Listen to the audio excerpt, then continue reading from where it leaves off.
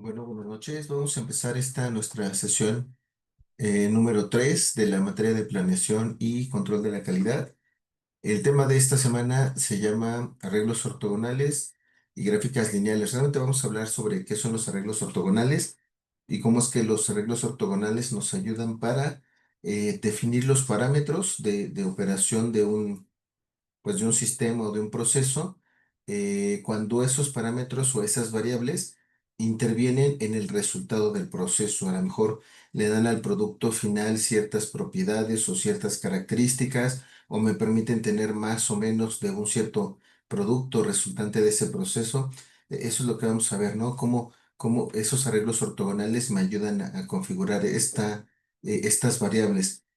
A diferencia de la semana anterior, cuando veíamos nosotros las superficies de respuesta, en las superficies de respuesta, pues yo les decía, y pues eso se ve claramente en el proceso, ¿no? En las superficies de respuesta nosotros vamos a poder trabajar únicamente con procesos, o vamos a trabajar únicamente con tres variables. Dos variables que son las que afectan el resultado y la variable con la cual medimos el resultado. Entonces estábamos limitados a solo tres variables. Entonces, en este caso, con los arreglos ortogonales, vamos a ver que esa limitación ya no existe. Ya podemos utilizar muchas más variables, las que nosotros consideremos necesarios. Hay modelos para 64 variables diferentes, por ejemplo. Sin embargo, sí tienen como ciertas limitaciones. Ahorita vamos a ver más adelante a qué se refiere, ¿no? Esta parte de los arreglos ortogonales. Bueno, tenemos dos resultados de aprendizaje en la semana. Identificar los conceptos de ortogonalidad, vamos a ver qué es eso, y los grados de libertad que puede contener, y la interacción en el diseño del proceso productivo. Eso de los grados de libertad tiene que ver con cuántos valores puede tomar la variable que vamos a analizar. El segundo dice establecer la manera óptima de selección de un arreglo ortogonal que otorgue resultados benéficos al proceso productivo. Vamos a ver para qué nos sirven o de qué manera esos arreglos ortogonales benefician a la empresa. Bueno, vamos a empezar por este concepto de diseño robusto. En esta semana el tema está como un poquito mezclado porque si bien el tema son arreglos ortogonales, la parte introductoria o el inicio habla sobre diseño robusto, y tiene que ver con que el diseño robusto luego se menciona en la teoría de los arreglos ortogonales, ¿no? Pero vamos a irnos así como va el orden. El diseño robusto dice aquí: se debe entender un experimento en el cual existen factores de ruido que son no controlables, considerados de manera explícita o implícita, cuyo efecto se pretende minimizar de manera indirecta, o sea, sin controlarlos directamente, encontrando la combinación de niveles de los factores de proceso que sí se pueden controlar. Cuando habla de factores de proceso, pues se refiere a ciertas variables que sí puedo controlar, en la cual el efecto de dichos factores de ruido es mínimo. En un experimento robusto se trata de lograr que el producto o proceso tenga el desempeño deseado sin que le afecten las fuentes de variación no controlada. Bueno, vamos a ver el concepto más adelante, pero ¿a qué se refiere con esto de los factores de ruido? Hablar del diseño de un producto. Aquí dice un experimento. Vamos a ver que los factores de ruido pues están presentes en cualquier proceso, no necesariamente si es un proceso experimental o no, o si es un proceso que ya nosotros llevamos a cabo diariamente en la empresa, ¿no? Siempre que nosotros llevamos a cabo un procedimiento para, por ejemplo, producir algo, que es a lo que nos apegamos aquí, eh, existe una serie de factores, de condiciones, de errores incluso, que pueden provocar una variación en el resultado final. Algunos de esos factores yo los puedo identificar de manera muy fácil, otros no. Los que yo puedo identificar fácilmente pues son factores visibles, son factores que en este caso quien crea este concepto es Taguchi, los considera como factores controlables. Pero hay otros factores que yo no puedo visualizar como de manera directa o como de manera fácil, o a lo mejor no los puedo visualizar nunca porque son cuestiones, usualmente decimos, inherentes al proceso, es decir, cosas que pasan dentro del proceso que no son generadas por ningún error ni ninguna cosa así, sino que son cosas ya del proceso, a lo mejor el desgaste de la maquinaria, a lo mejor el desgaste del cortador, a lo mejor ya la contaminación interna que podría tener una máquina, por ejemplo, no lo sé. Entonces, son cosas que pasan en el proceso y que yo no las puedo ni visualizar ni las puedo solucionar. Entonces, esas cuestiones, esos factores, Taguchi los llama factores de ruido y los asume o los asimila como factores que no se pueden controlar, ¿sale? Y los otros que yo sí puedo ver son los que sí puedo controlar. Vamos a ver más adelante que lo que Taguchi plantea es que pues aquellos que sí puedo controlar, yo trate de minimizarlos de modo que sean lo más pequeño posibles. ¿Para qué? Para que así yo elimine casi por completo el efecto de esos factores controlables, el efecto negativo, y entonces esté presente solamente el efecto de aquellos factores de ruido, para que entonces la afectación final al producto sea la mínima y el producto se encuentre en condiciones de operar. Bueno, ese concepto de diseño robusto que está en este caso visto para un proceso también se aplica para los productos. Y entonces nada más que ahí el concepto es diferente porque yo diría que un producto es robusto cuando puede funcionar de manera correcta bajo condiciones de operación que no siempre son las ideales. Y les comenté esto por justo el ejemplo que viene después. Les vamos a considerar una copiadora. Si yo utilizo la copiadora y quiero poder utilizar diferentes tipos de papel, a lo mejor papel normal, a lo mejor un papel más delgado, un papel más grueso, a lo mejor papel reciclado, etcétera. Entonces, si yo sé que la máquina, que la impresora puede imprimir y no importa esas variantes de papel, diríamos que la impresora es robusta con respecto al tipo de papel.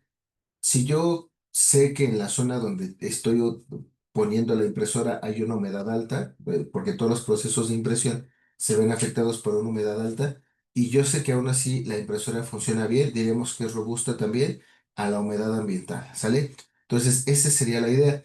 El concepto va muy de la mano porque un proceso robusto, en cuanto a un proceso de fabricación, nos generaría un producto robusto, ¿no? Si es que se cumple la robustez en el proceso, luego el producto va a ser robusto, pero también tiene que ver con el diseño, no solo con el proceso, ¿no? El hecho de que el producto sea robusto en su funcionamiento, es decir, que pueda funcionar, decía, aunque las operaciones, las condiciones no sean las ideales, ¿no? Dice, además el usuario podrá elegir en esa misma impresora si quiere hacer un aumento, una reducción, si quiere ponerle un color más oscuro o más tenue a la impresión, etcétera, ¿no? Entonces, todos esos son parámetros de configuración que más adelante vamos a ver, pero que de ahí nace el concepto del diseño robusto. El diseño robusto, como decía hace ratito, es generado por Taguchi, que Taguchi, además, por mencionarlo, pues es una de las ingenieros, vamos a decir, japoneses, que más dedica o que más genera investigación y que más aportaciones hace al tema de la calidad del producto.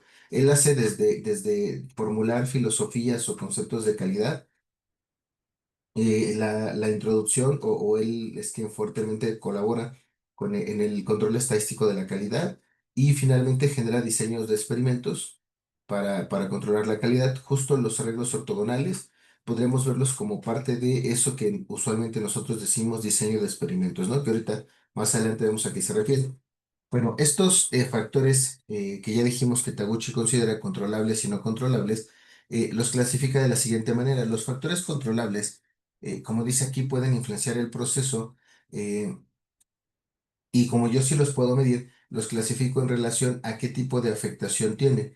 En este sentido, Taguchi maneja dos tipos de afectación, la media o el promedio y la variabilidad. ¿A qué se refiere?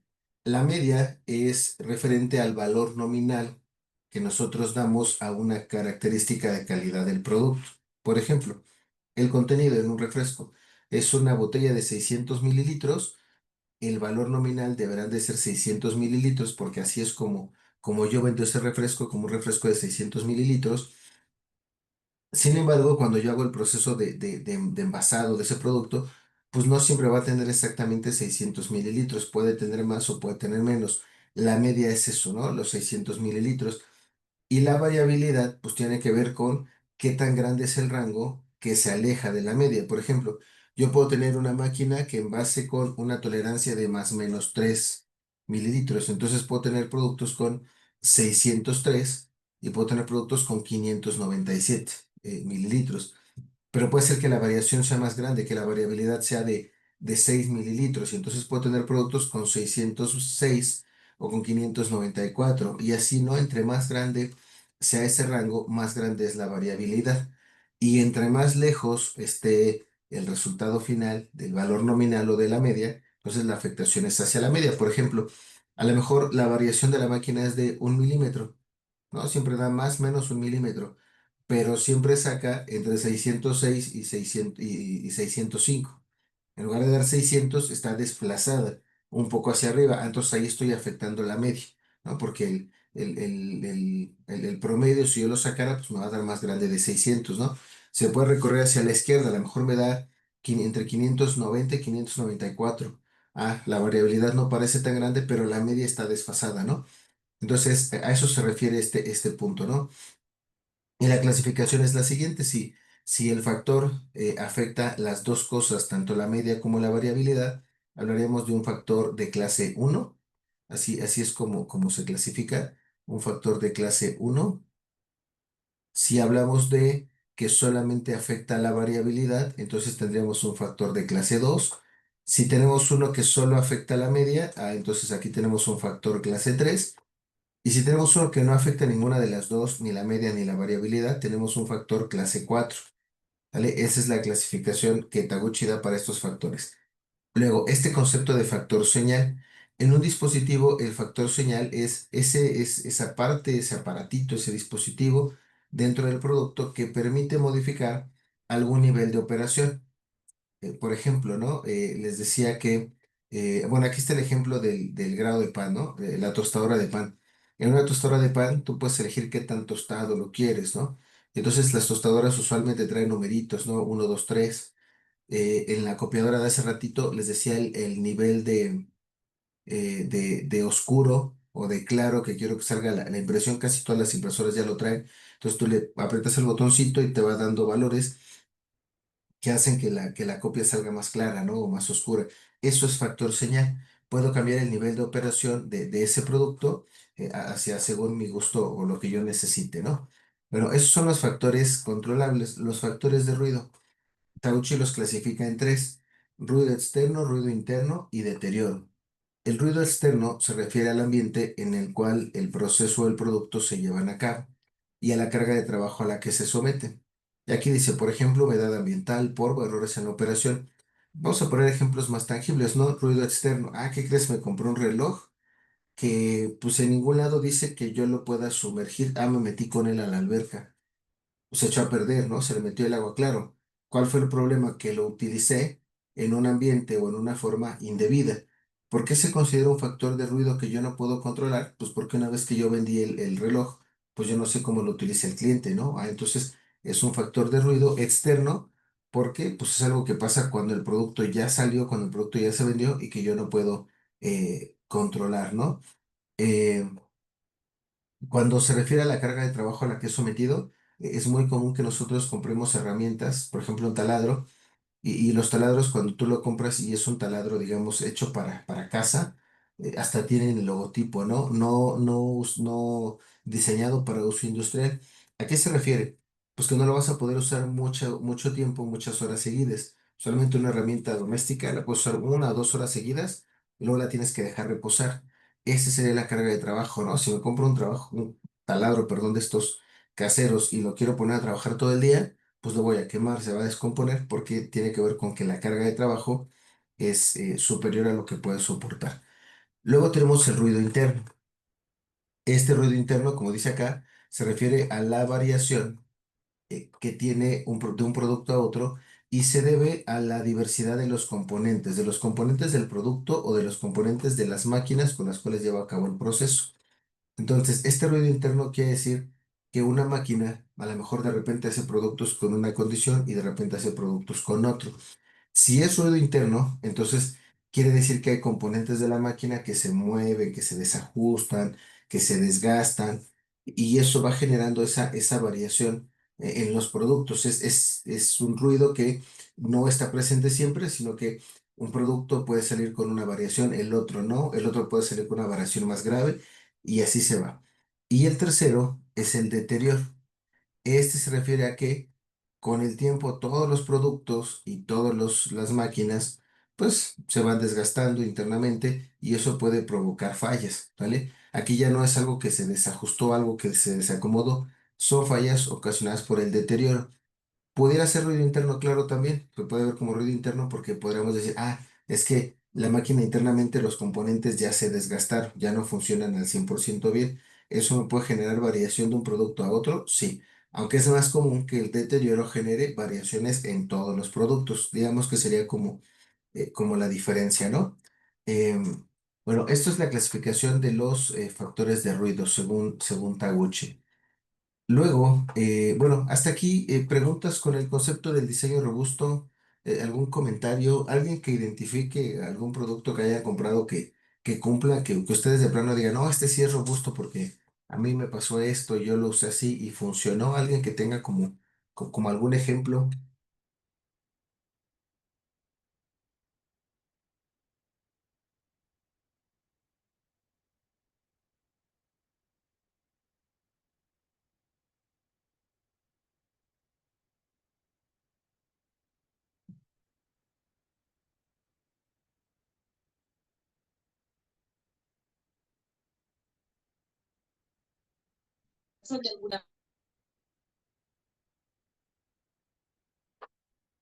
No, creo que no tenemos ahí un ejemplo de nadie que haya usado así. Bueno, yo tengo un ejemplo, ¿no? Ahí en relación al diseño robusto, o tuve un teléfono celular de esta marca, es una marca china, Xiaomi se llama la marca, y sorprendente, bueno, yo cuando lo compré dije, vamos a probar la marca, ¿no? Lo compré así como dudoso, como, vamos a ver qué pasa, ¿no? Esa marca no la conozco y eh, no era así como que tuviera todavía mucho auge la marca, empezaba, bueno, creo que ya te estaba como en buena posición, pero yo no la conocía mucho, entonces compré un teléfono de esa marca. Y contrario a lo que pude haber esperado, ese teléfono me pasaron muchas cosas, incluso se me cayó en un bote con agua. Era un botecito que tenía agua y tenía este aromatizante ese que se usa para los pisos.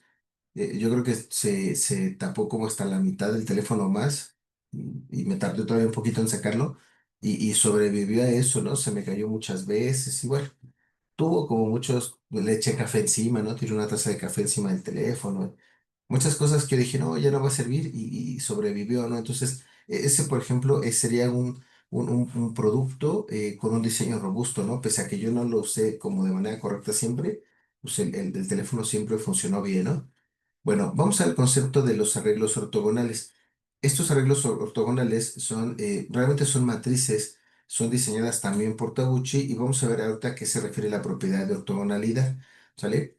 ¿Para qué nos sirve? Vamos a tener otra vez un proceso de un producto o para generar un producto, para fabricar un producto, y en ese proceso vamos a tener diferentes variables, que en este caso Taguchi llama factores. Son diferentes variables que afectan el resultado de ese producto o que afectan la calidad de ese producto. Lo que Taguchi hace con los arreglos ortogonales, es decir, tú puedes tener una cierta cantidad de variables o de factores y puedes manejar diferentes valores para cada uno de estos factores o de estas variables. Si tú consideras todas las combinaciones que puedes hacer, te van a dar un montón de experimentos, casi siempre. Los arreglos ortogonales son, mira, no hagas todos los experimentos, solamente considera estos y verás que el resultado por ahí va a salir lo que tú esperabas. Más o menos así es como se ven los arreglos ortogonales, ¿vale? Entonces, como les decía, son matrices, tal cual matrices de números, distribuidas en filas y columnas. Cada fila, esto es importante, representa el estado o nivel de los factores. Es decir, cada fila va a representar un posible valor para ese factor o para esa variable. Y cada columna va a representar un factor, es decir, cada columna puede ser em, una variable que yo estoy analizando. Y lo vamos a denotar de la siguiente forma. Siempre lo vamos a denotar de esta forma que está acá, L subíndice A multiplicado por B elevado a la C. L siempre se utiliza para decir que son arreglos ortogonales. El subíndice A es el número de corridas experimentales. Nosotros vamos a encontrar que tenemos, por ejemplo, L8, L16, L32, y eso se refiere a que voy a hacer 8, 16. o 32 experimentos, ¿no? Acuérdense que como en el caso de las superficies de respuesta, el tema aquí es que cada configuración que yo determine o que yo defina con esas variables, yo la tengo que llevar a cabo la experimentación, es decir, tengo que ejecutar el proceso real para poder medir el resultado real. Entonces, claro, a veces no quiero hacer muchas corridas, a veces sí estoy en condiciones, porque cada corrida pues es invertir recursos, ¿no? Y nada te garantiza que el producto al final pues pueda ser útil, ¿no? Se pueda vender, por ejemplo, ¿no? Entonces, bueno, eso se refiere el subíndice A, ¿no? ¿Cuántos experimentos quieres hacer? Luego, el B es el número de niveles de cada factor, donde vamos a decir que los niveles son los posibles valores que puede tomar la variable o el factor. Y C es el número de columnas, que sería el número de variables, ¿vale? Que voy a tener en ese arreglo. Eh, un poquito la parte de arreglo ortogonal significa que, o implica más bien, que tú es un arreglo ortogonal, implica que estos factores, los efectos resultantes de un factor, se pueden evaluar de forma separada, es decir, que no están relacionados unos con otros, ¿vale? Y eso es lo que les decía hace ratito, los niveles más comunes, pues pueden ser el L8, el L12, 18, 36, 54 y hay más, creo que hay en 60 y tantos también. Pero bueno, finalmente fíjense, tener un proceso con 36 experimentos, ¿no? Es decir, que tengo que experimentar 36 veces, ¿no? Repetir el proceso 36 veces, ¿no?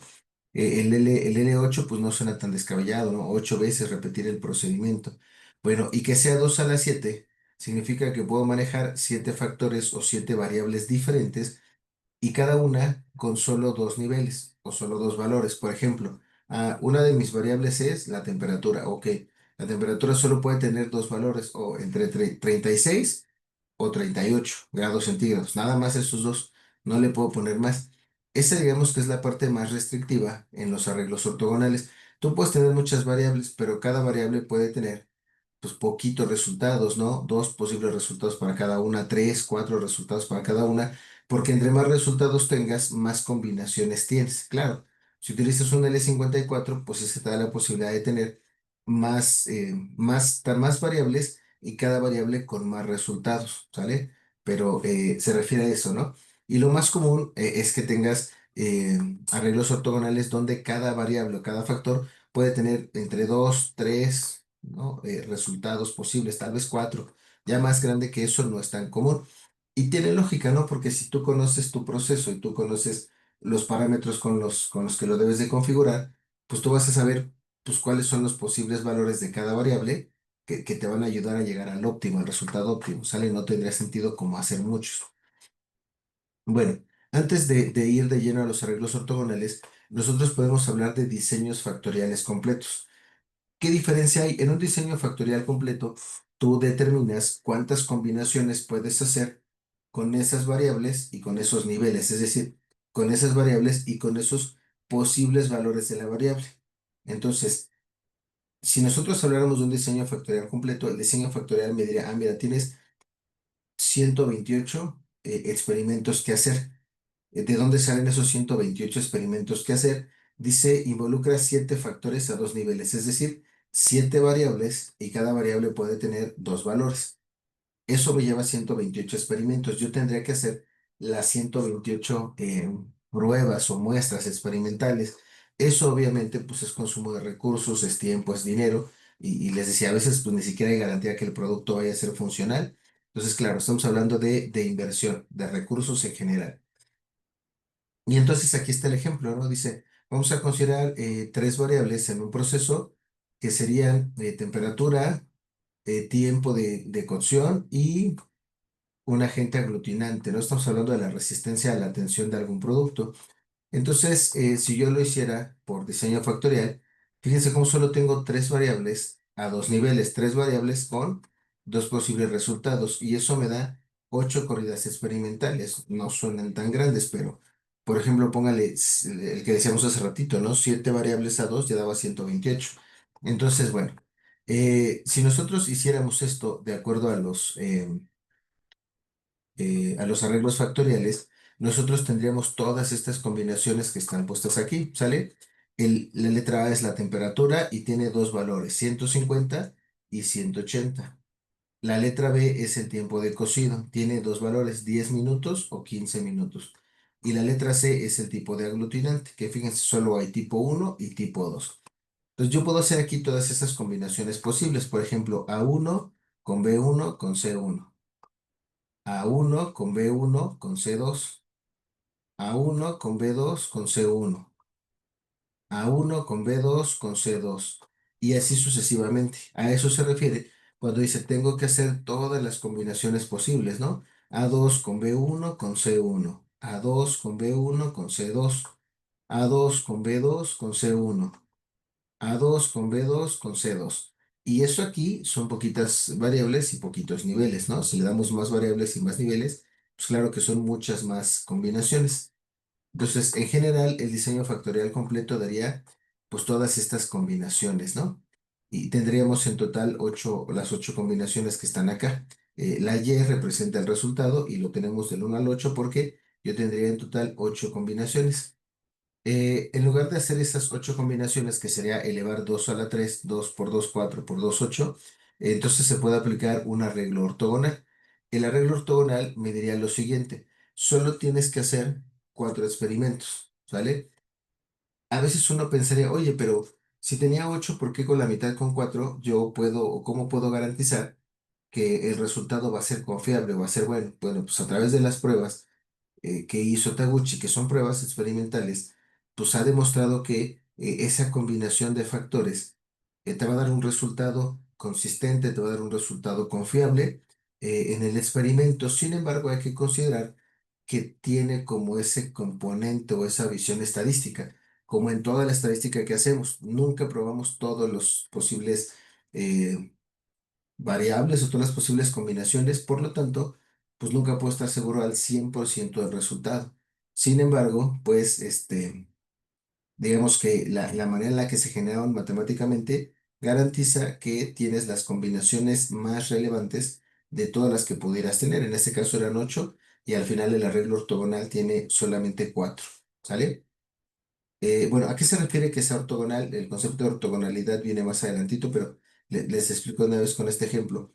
Que sea ortogonal quiere decir que en cada par de columnas las combinaciones se van a repetir el mismo número de veces. En este caso es bien fácil porque las combinaciones solo se repiten una vez, pero con cada par de columnas se van a repetir, ¿no? Por ejemplo, aquí tengo una, dos, dos. ¿Sale? Una con A y B, dos, uno, dos y dos, uno. ¿Vale? Entonces se repiten una vez cada combinación, pero eso pasa cuando hablamos de ortogonalidad, ¿no? Em, los diseños de Taguchi identifican los factores controlables que minimizan el efecto de los factores de ruido, que es la base del diseño robusto. Durante el experimento usted manipula los factores de ruido para hacer que haya variabilidad y luego se determina la configuración óptima de esos factores. Un proceso diseñado con esta meta producirá una salida más consistente y un producto diseñado con esta meta te dará un rendimiento más consistente. Lo que les decía hace ratito, ¿no? Procesos robustos tendrían que generar productos robustos. Entonces, bueno, es la idea de acá. Em, los diseños factoriales, existen diseños factoriales completos, fraccionados o mixtos, dependiendo del número de factores a estudiar, y eso pues nos va a llevar a diferentes tipos de arreglos ortogonales, ¿no? Como les decía hace ratito, el L8, que tiene 8 corridas experimentales. ¿Qué vamos a encontrar nosotros cuando busquemos las tablas de los arreglos ortogonales? Nos vamos a encontrar con una configuración como esta. Esta tabla es para un arreglo L8. Acuérdense, L8 nosotros teníamos 8 combinaciones experimentales, siete variables y cada variable con dos posibles resultados. Entonces, ¿cómo vamos a leer nuestra tablita? Estas son mis 8 corridas experimentales. Lo que está acá arriba en la columna son las siete variables que yo voy a utilizar. Tengo del 1 al 7. Y el hecho de que aquí adentro solo tenga números uno y 2 significa que cada variable solo puede tener dos valores o dos niveles, ¿no? Entonces, por ejemplo, la corrida uno diría, ah, mira, pues a todas las siete variables ponles o considérales el valor uno. Ah, bueno, la corrida 2 diría, mira, a las variables uno, 2 y 3 considerarles el valor uno y a las 4, 5, 6 y 7 considerarles el valor 2. En la corrida 3, ah, mira, la primera variable, ponle el valor uno. A la segunda y tercera, ponles el valor de 2. A la tercera, a la cuarta y la quinta ponles el valor uno y a la sexta y la séptima ponles el valor 2. Y así vamos haciendo las configuraciones, ¿sale? Si yo quiero hacer las 8 corridas experimentales, pues aquí está. Tengo siete variables, me llevarían a 8 corridas experimentales. Si yo tengo menos variables, yo puedo hacer las mismas 8 corridas, pero solo con menos variables. Y eso lo tomamos de acá abajo, donde dice factores. Si tuviera solo dos factores, aquí dice uno 2. Esto que está acá significa que para dos factores yo utilizaría solo las columnas uno y 2, es decir, solo tomaría estas dos columnas. ¿Sale? Si yo tengo tres factores, el de tres factores es el que está acá. Y en el de tres factores yo tengo las columnas uno 2 y 4. Yo aquí las pegué, pero tendría que juntar y estas serían las combinaciones que tendría que hacer para un arreglo con tres variables y cada variable a dos niveles, como ya vimos. Entonces, fíjense, mi primer corrida diría eh, las tres variables, porque esta que diga 4 pues sería mi tercer variable. Las tres variables van a llevar el valor uno o el nivel uno. Segunda corrida, primeras dos variables con el nivel uno y tercer variable con el nivel 2. Tercer corrida, primer variable nivel uno, segunda variable nivel 2, tercer variable nivel uno. Y así nos vamos, ¿no? Si quisiera cuatro factores, tendría que juntar las columnas uno, 2, 4 y 7. 1, 2, 4 y 7. Esas cuatro columnas juntas. Y solamente si tengo siete factores, pues tendría que usar las siete columnas. Así es como vamos a utilizar esta tablita del arreglo ortogonal. Bueno. Luego, de manera general, o así como comúnmente, nosotros vamos a tener arreglos ortogonales L4, que me sirve para cuando tengo entre 2 y 3 variables y me pediría hacer siempre el L4, el L8 es el número de experimentos que voy a hacer. Entonces L4, pues 4 experimentos, ¿no? Pero lo importante es acá, entre 2 y 3 variables o factores, L4. Si tengo entre 4 y 7 factores, entonces sería L8. Si tengo entre 8 y 11 factores, sería L12. Si tengo entre 12 y 15 factores, sería L16. Tengo entre 16 y 31 factores, sería L32. Y entre 32 y 63 factores, sería un L64. ¿Sale? Bueno, esos son como las tablas que existen, ¿no? De manera general. Y vamos a ver el ejemplo que está puesto acá, que es el ejemplo de la plataforma, ¿eh? No es diferente. Dice, en 1900, bueno, antes de ir al ejemplo, ¿alguna pregunta sobre los arreglos ortogonales? ¿Qué son? ¿Cómo se utilizan? ¿Alguna cosa sobre lo que hemos visto antes?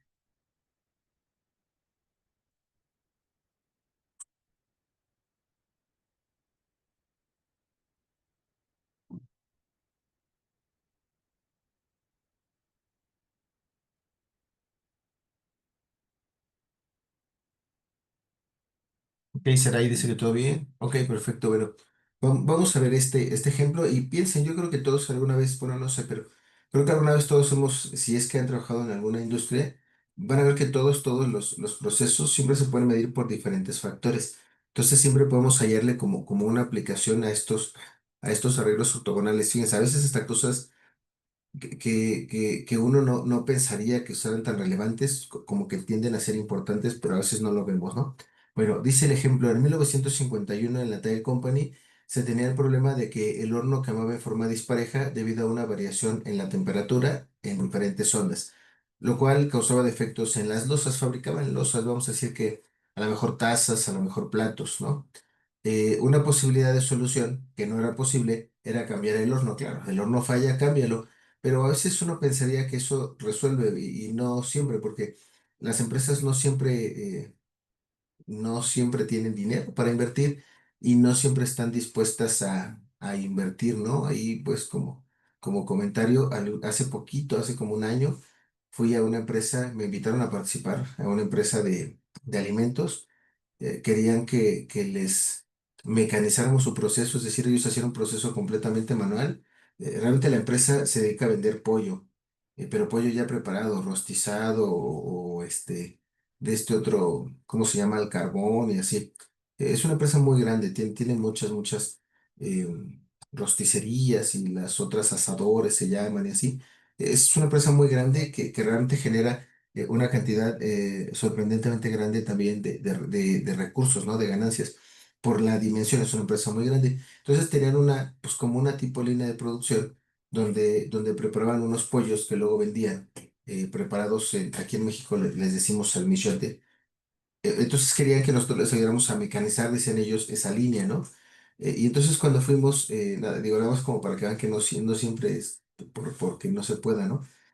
Cuando fuimos, yo vi el proceso y les dije, es que esto no es mecanización, esto es un balanceo de línea, ¿no? Y les hice una propuesta de balanceo de línea, pero también les hicimos una cotización de maquinaria. Pues la maquinaria para mecanizar, yo creo que salía como en 1,5 millones de pesos mexicanos, y realmente lo que íbamos a mejorar era muy poquito, casi era lo mismo en tiempo que lo que podíamos hacer manual con un buen balanceo de línea, ¿no? Entonces yo puse las dos propuestas y ellos estaban bien insistentes en que a fuerzas querían máquinas y cuando vieron el presupuesto que desde mi punto de vista no era tan grande para lo que ellos yo creo que podían haber pagado, dijeron que no, que se les hacía muy caro, que iban a buscar otros proveedores, que porque eso no era como viable, pero o sea, realmente a el grado alimenticio, pues todas las máquinas son muy caras, ¿no? Entonces, bueno, dijeron que no, hicimos unas pruebas de balanceo de líneas y vieron que con eso funcionaba y pues ya dejaron de lado la parte de la mecanización, que realmente estuvo bien, ¿eh? Porque no era necesaria, pero ahorita me acordé, ¿no? Justo cuando vi que decía imposible,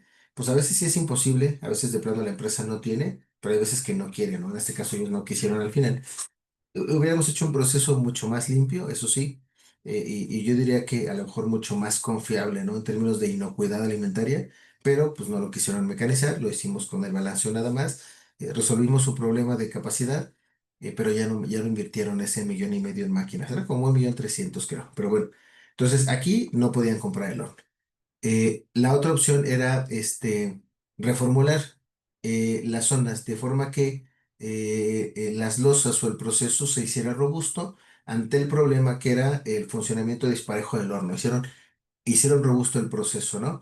¿Cómo lo hicieron? Cambiando la formulación de las losas, o sea, la formulación del material con el que fabricaban las losas. En la formulación ellos tenían 1, 2, 3, 4, 5, 6, 7, tenían 7 variables y las trabajaron a 2 niveles. Entonces vamos a tener un arreglo ortogonal justamente L8, donde son 7 variables o 7 factores y a 2 niveles nada más. Si se fijan aquí dice nivel 1 y nivel 2. El primer factor es el aditivo de cal. El nivel 1 dice ponle 5%, el nivel 2 dice ponle solo el 1%. El B, fíjense, por eso les decía a veces cosas que uno no pensaría, ¿no? El aditivo, el grano lo queremos tosco, lo queremos fino. Ah, bueno, el aditivo nivel 1 es con un grano tosco, nivel 2 es con un grano fino. El algamatolite, que debe ser una sustancia que utilizan ahí, porcentaje, nivel 1 43%, nivel 2 53%. Tipo de algamatolite, mezcla actual en el nivel 1 y una mezcla más barata en el nivel 2. La cantidad de carga, ¿cuántos kilogramos la vamos a meter al horno? Nivel 1, 1,300 kilogramos, nivel 2, 1,200. Contenido de material reciclado en el nivel 1, 0% y en el nivel 2, 4%. G, contenido de feldespato, que debe ser otra sustancia, nivel 1, 0 y nivel 2, 5. Nada más una observación aquí. Nivel 1 es 0 y nivel 2 es 4. No es hasta 4. O sea, no puedo ponerle 3%, 2%, 1%, no. O le pongo 0 o le pongo 4. ¿Sale? Esa es la consideración y esa es como la limitación que yo les decía. Pues puedo ser muchas variables, pero estoy limitado a solo ciertos valores de cada variable y este es el caso, ¿no? O le pones 0 o le pones 4. Igual acá en el aditivo de cal, o le agregas el 5% o le agregas el 1. No puedes irte a los puntos medios, o es 5% o es 1%. ¿Sale? Entonces, bueno, con esta información se genera este arreglo ortogonal. Este arreglo ortogonal es exactamente el que veíamos antes, ¿no? Donde tenemos las corridas, aquí no está puesto, pero sería, déjeme ponerle en el lapicito que sí deja, sería la corrida uno, la 2, la 3, la 4, la 5, la 6, la 7 y la 8. Esas serían mis 8 corridas. Y entonces, finalmente lo que hacen es lo que decíamos hace ratito, ¿no? Corrida uno. Entonces, necesito darle a todas las variables el nivel uno. Entonces, si me regreso un poquito, significaría que entonces voy a poner 5% de aditivo de cal o con un aditivo tosco en grano tosco con 43% de algamatolite con la mezcla actual de algamatolite, con una carga de 1300, con 0% de material reciclado y con 8% de Fedelpasto, ¿sale? Eso ya ese nivel uno, ¿no? O ese experimento uno. Se aplica, se configuran las variables y se mide el resultado. Como dice aquí, se tomaron muestras de 100 losas y en cada caso se obtuvo un porcentaje de losas defectuosas. O sea, de esas 100, ¿cuántas fueron defectuosas? Pues aquí tengo 16%. Segundo corrida experimental, segundo experimento, las variables A, B y C en nivel uno, D, E, F y G en nivel 2. ¿Sale? Si me regreso, sería acá entonces, ya se me olvidó, espérenme. Las primeras dos nivel uno, las primeras tres nivel uno. Ok, entonces las primeras tres nivel uno y entonces decimos aditivo de cal 5%, aditivo en grano tosco y algamatolite 43%. Las otras es nivel 2. Tipo de algamatolite, la mezcla barata, 1200 kilogramos de carga, 4% de material reciclado y 5% de feldespasto, ¿sale? Y así se iría a la parte experimental, habría que hacer las 8 combinaciones y entonces seguimos midiendo el porcentaje de losas defectuosas. Al final, si yo hago los 8 experimentos, llegaría a esto, ¿no? 16, ay no, y no, me salté. Llegaremos a 16%, a 17, a 12, a 68%. Fíjense, es el peor de todos, 42% de losas defectuosas y 26. Claramente, pues el porcentaje menor de las losas me va a dar el mejor resultado. Y ese porcentaje, pues está aquí, en 6%. Y este caso es muy particular porque fíjense que tengo dos configuraciones que me dan exactamente el mismo 6%. Puedes usar cualquiera de las dos. ¿Cuál sería como la siguiente regla a considerar? Pues el costo. La que me salga más barata. Finalmente, ambas me están marcando el mismo porcentaje de defectos, ¿no? Entonces, no hay manera de saber cuál pudiera fallar más o menos.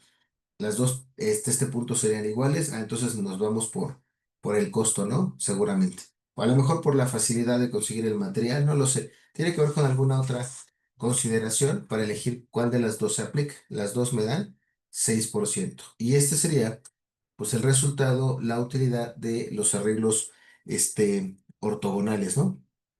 Les digo, nos quitamos la limitante de solo poquitas variables, solo dos variables. Aquí tenemos 7 variables, pero siempre los niveles o los posibles resultados tienen que estar perfectamente definidos. Dos posibles valores, tres posibles valores, a lo mejor cuatro posibles valores, pero no más que esos, ¿no? Eso será como digamos la limitante aquí. Bueno, preguntas con el ejemplo, dudas sobre cómo se aplican los, eh, los diseños ortogonales aquí a pues algún proceso. Sí, sí se entiende, sí queda claro.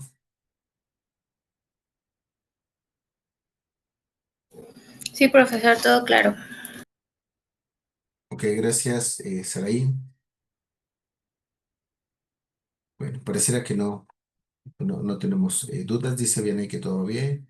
Ana Laura dice todo bien. Ok, muchas gracias. Bueno, vamos a ir al siguiente punto, que este ya es un aviso. Recuerden que hace algunos cursos, ya no sé cuántos, pero hace poquitos, pues, empezamos a trabajar en la universidad esto de las rutas el éxito profesional. Y nosotros pues, como cada 15 días más o menos, ponemos un video ahí con cierta información de la materia, con algunos casos. Por ejemplo, en ese video yo les platico de otra empresa en la cual yo trabajé, que era una empresa de galvanoplastía. Les platico más o menos cuáles eran los factores, ¿no? Entonces, pues son como videos que ustedes pueden ver como más o menos para irse teniendo idea de qué se tratan los temas. Y la parte interesante es que ahora la universidad nos ha pedido que publiquemos unas preguntas de análisis después del video, y quien conteste esas preguntas de análisis en ese foro pues gana medio punto adicional, o punto 5, ¿no? 5 décimas, si quieren verlo así, en la calificación que tengan acumulada. A lo largo de la materia se hacen 4 publicaciones. Ustedes podrían ganar entonces hasta 2 puntos adicionales, ¿no? ¿Qué tienen que hacer?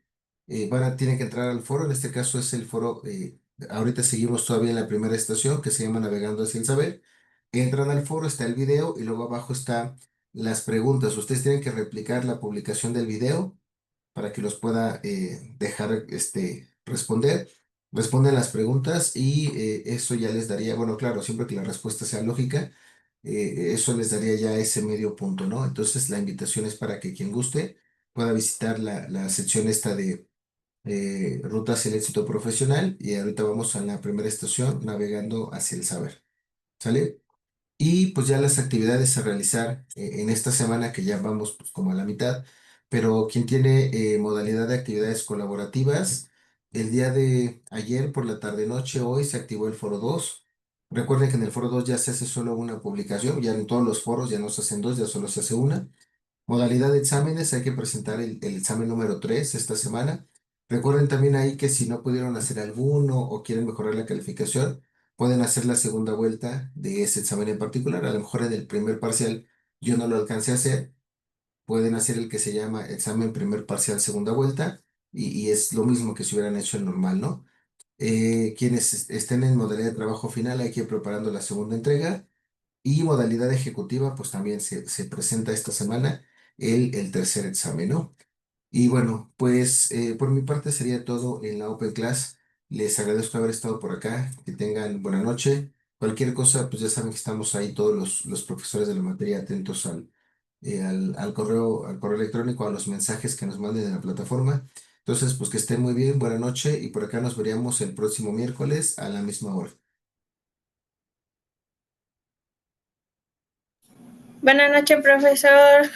Buenas noches, hasta luego.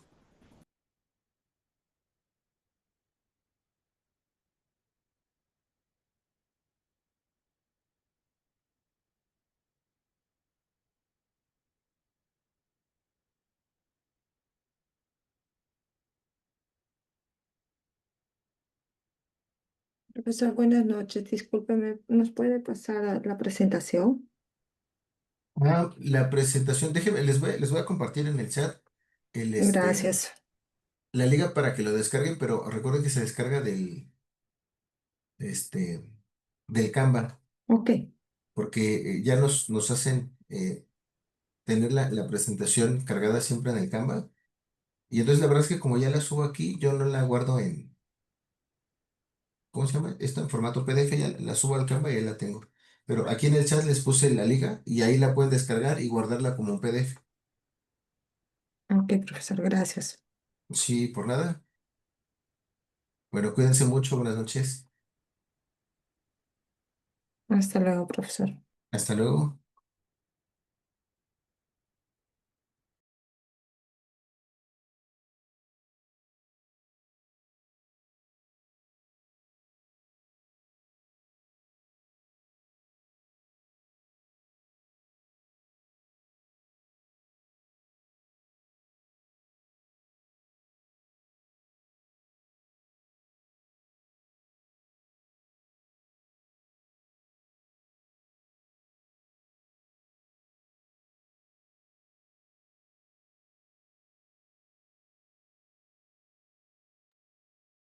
Bueno, vi el mensaje apenas de Carlos Jefferson que nos dicen las evidencias de aprendizaje. Pues hasta donde yo entiendo ya las evidencias de aprendizaje creo que ya no están funcionando. Carlos, creo que en su lugar son esos aportaciones al foro este de Rutas al Éxito Profesional, porque ya no, nosotros ya no las publicamos y antes las trabajaban en los talleres. No estoy seguro, pero si es que sigue habiendo talleres de apoyo académico, ahí trabajan a veces las evidencias de aprendizaje y ya ellos les indican dónde las tienen que subir en relación a la pregunta de las evidencias de aprendizaje. Pero sería ya que entraran a los talleres de apoyo académico y ahí seguramente les van a pedir que las resuelvan, pero ya no, antes nosotros las publicábamos y ustedes las subían como tarea, ya no, tienen que hacerlo a través de esos talleres y les digo que no estoy seguro si todavía las estén aplicando, pero me parece que sí. En relación al comentario de Carlos Jefferson que estaba en el chat, por favor. Ah, listo, profe, muchas gracias. Sí, gracias.